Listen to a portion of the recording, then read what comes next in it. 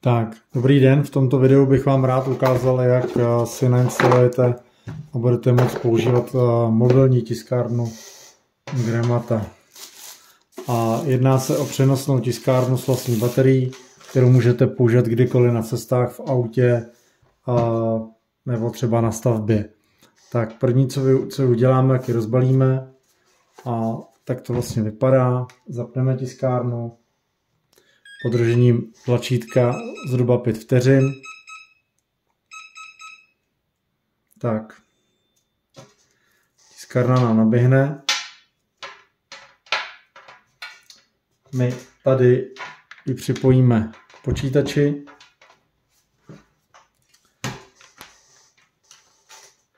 Přes USB kabel a najdeme si na stránky společnosti Gremata. Dáme www.gremata.cz. Tohle je vlastně úvodní stránka. Sjedeme na blog a videonávod pro mobilní tiskárnu. Zde si stáhneme ovladače pro Windows. Stáhneme.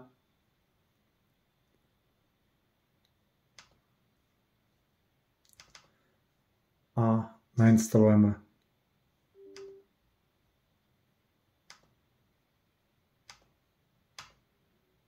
Install driver.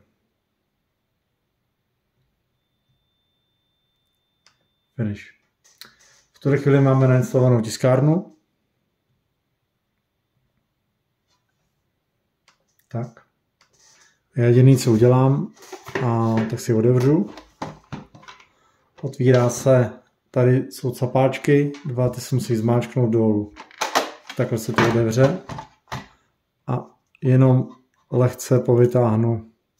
Vyndám papír, který tam je, odlepím. Zpátky ho umístím. A povytáhnu ven. A zaklapnu.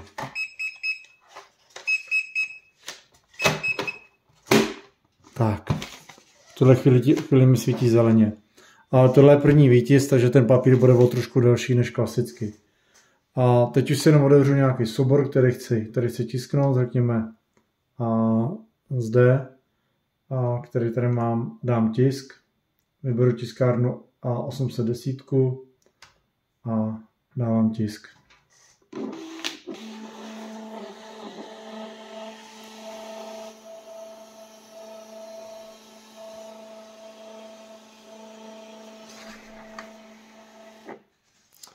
Jak jsem říkal, je to první výtisk, takže je to trošku delší. Po tisku se papír odtrhne.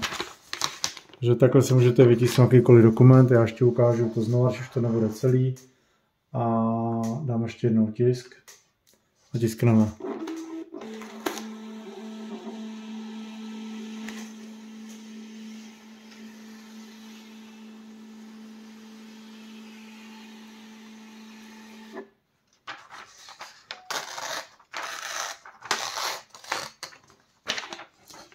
Takže takhle si kdekoliv můžete cokoliv, nouzově, smlouvu, fakturu, dodák, předávací protokol vytisknout kdekoliv vás na stavbě.